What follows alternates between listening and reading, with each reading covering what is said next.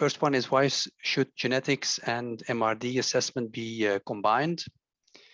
I think I can start by giving a little bit of an answer, and then I'll hear if you agree or not agree. I think based on many studies now, it's clear that genetics by itself can already give you some indication of prognosis.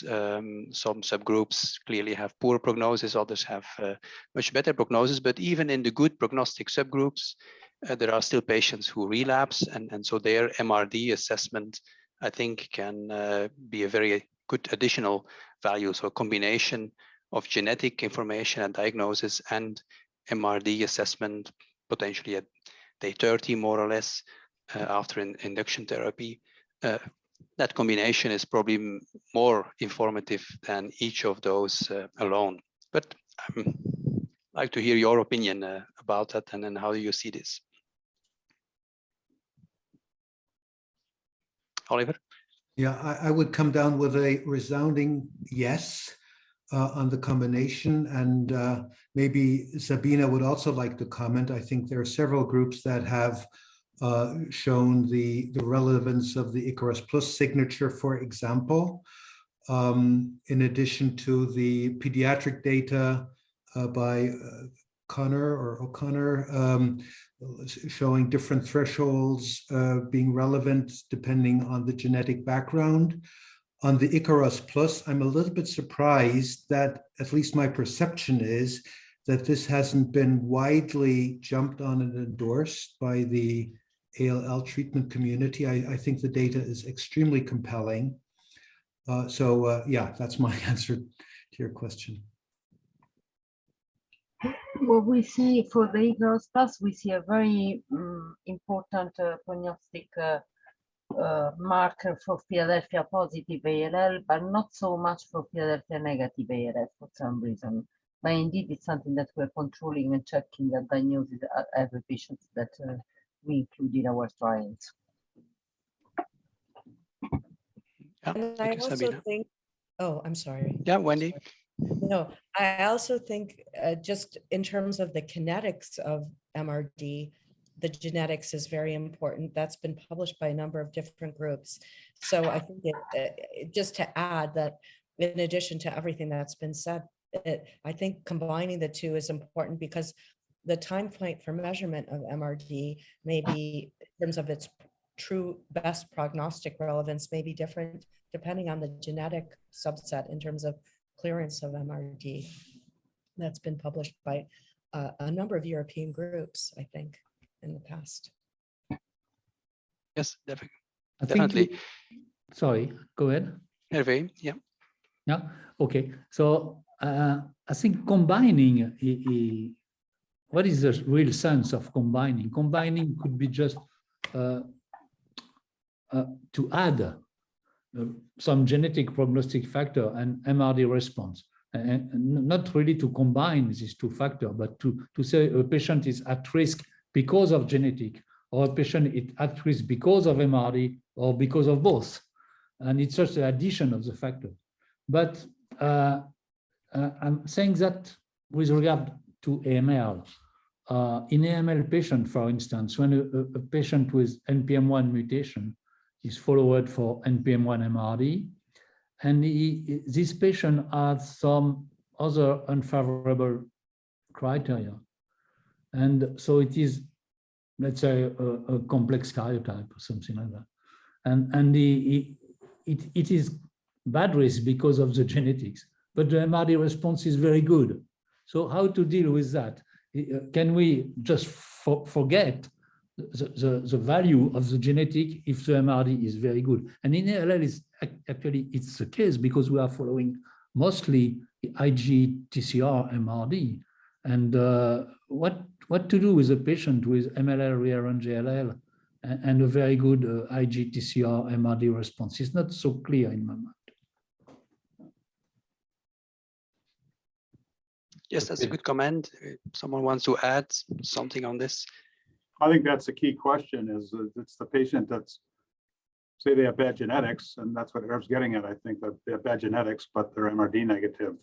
And what do you what do you do with them? Would you still transplant that patient? I think I would lean toward doing that. So I think that's kind of the most, perhaps the most key group. I mean, the other side of that would be somebody with good genetics and who's MRD positive, but I think we would tend to transplant most of those patients. The pediatric answer, Hervé, to MLL, the infant group, despite having good MRD responses, MLL patients still relapse in 40% of the cases, so 40 to 50. So this is for the less than 12 years. 12 months, sorry, 12 months. And for above, which is a very rare disease in MLL above 1 year, we do not have a definite answer. I would say that over the years, the prognosis now overall of MLL, ALL above 1 year is in the range of 70%, 75% EFS, which is still 15% under the rest. So maybe a subgroup with extremely good MRD at 2 time points is above these 70%, but I don't know because we have very few patients. Yeah, but here, André, also a distinction has to be done between a risk factor and I say, prognosis. The prognosis is related to a risk factor, but how we are using this factor to modify the treatment is another point. And in adult ALL, most important decision is to transplant or not transplant the patient in first remission. And what we are doing in the GRAL at the present time is to rely the decision of transplantation only on MRD, good MRD response, 2 time points, but only on MRD, and even in low, in adverse risk genetic subgroup. We have done the same in pediatric groups, essentially. MRD is to define transplant indication in CR1, except from the 1719, which is one out of 1,000 approximately, so it's extremely rare. We have no more genetic indication of transplant, if this is the question. Okay. Thank you. Jan? Yes, I think, Oliver, do you want to comment?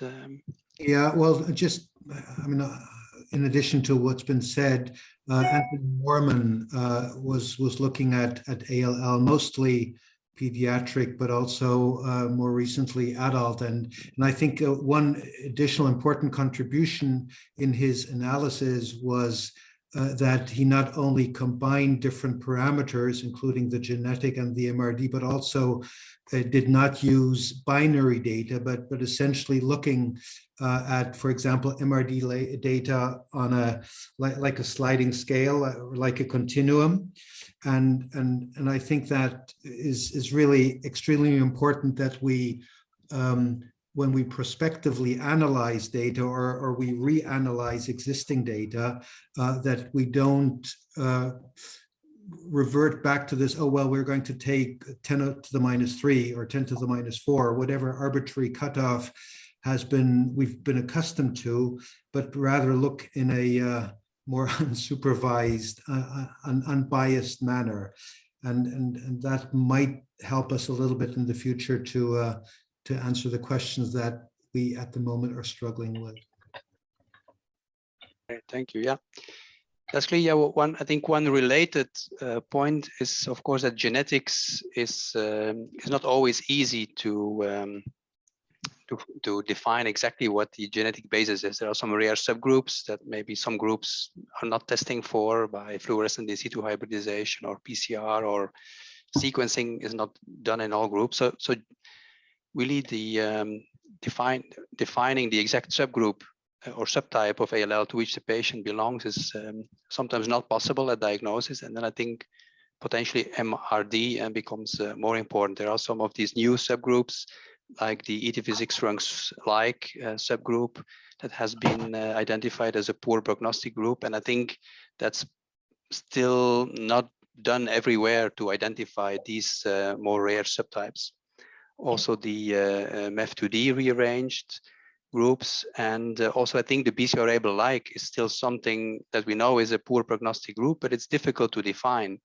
If you have a fusion gene like a JAK2 fusion or another related fusion, that could be easy to identify. But if it's a more rare fusion gene, it's probably more difficult. So I don't know if there's any comments on that. How do we deal with these genetic subgroups that we cannot easily identify at diagnosis? Sabina? Yeah, so what we are doing in Italy is this BCR-ABL-like predictor, which is based on a quantitative PCR assay, which allows us to define BCR-ABL-like cases in about, let's say, during the steroid pre-phase. And we use these, and a clinical trial is starting hopefully in a few weeks to treat BCR-ABL-like cases. And what we do for the others, but there are no changes in protocol because so far it's only translational. We test RNA sequencing for all the samples that we get into our lab. Yes, that's good. And what kind of turnaround time do you have in your center for RNA sequencing? Because I think that's another bottleneck. It's definitely longer, even because I mean, it's not routine, so we have to wait for a certain number of samples before running RNA sequencing. So it's really still translational. Coming back to your question, Jan, what we do is that, like Sabina said, we focused on the B other ALL and then submit these ones at least to targeted RNA-seq, but if not, and this could be a real quick turnaround, and then a full RNA-seq, which give, and I think a few persons know that RNA-seq gives, in fact, two things. The first thing, obviously, is the fusions. And for BCR-ABL-like and ETV6 ranks 1-like, etc., this is very precious, of course. But also the transcriptomics, which you obtain with your RNA-seq, if you have a sufficient bank of data, oriented you in, because sometimes, and you know that, even in the other LL very well selected, you do not find any fusion. But the transcriptomics can help to say, this patient falls into the cluster of hyperdiploid LL. And then you are pretty confident that to rely on MRD will be probably the good attitude for your patient.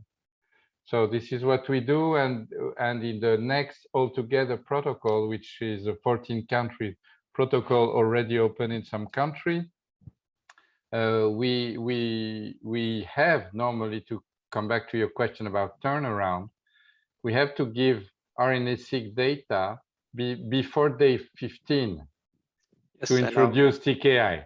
Mm-hmm. So if you add 1 week to day 15, means in 3 weeks you have to give the data, which is very ambitious, I think.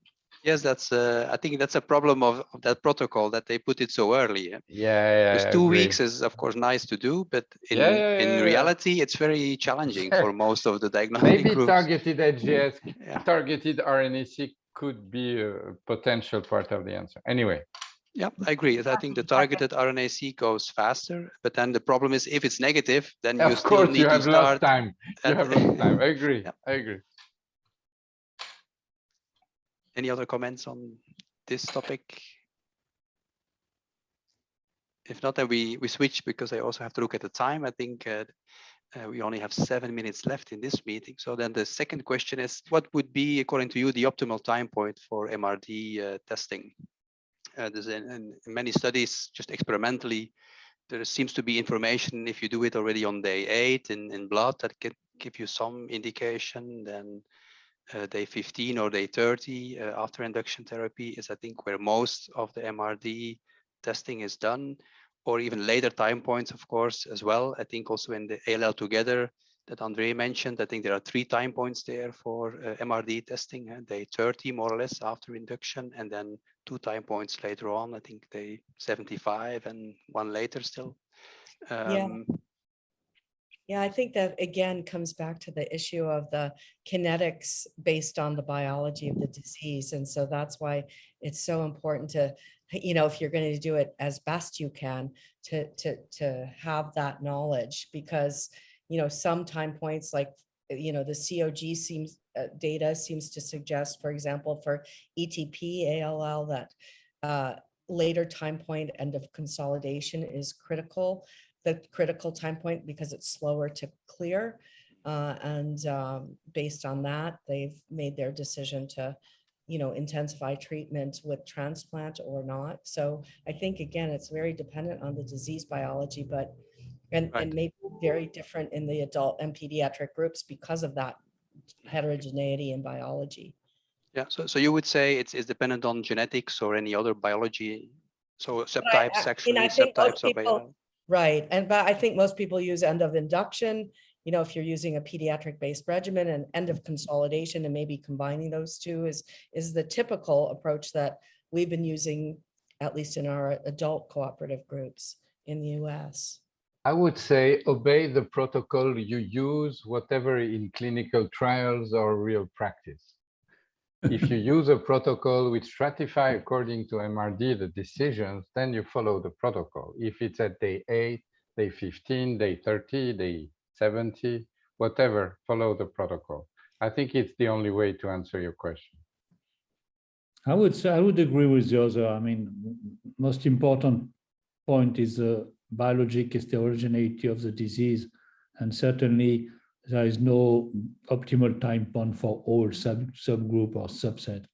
It also depends on the treatment the patient received before your assessments, but also after your assessment. And so that's another important point. So I'm not a big fan of very early MRD because of that, except probably in very favorable subgroup like hyperdiploid in children.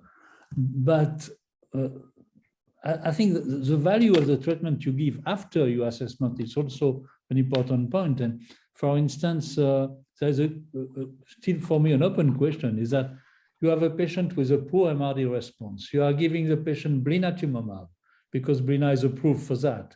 And the patient convert into a complete remission. So, okay, what is a good time point? The pre-blina or the post-blina assessment? I don't know.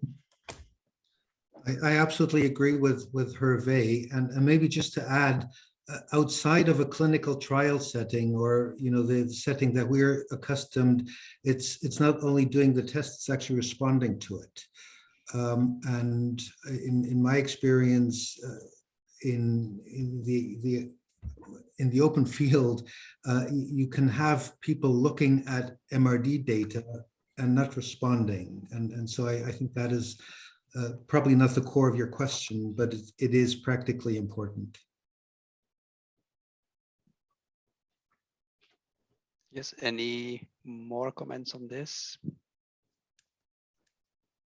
No, if not, well, then I think we can answer this question. No, there is no optimal time point, and it depends on either the protocol or the subtypes of ALL that we are dealing with, or the treatment that we have used or will be using. Okay, so with this, I thank you all for this discussion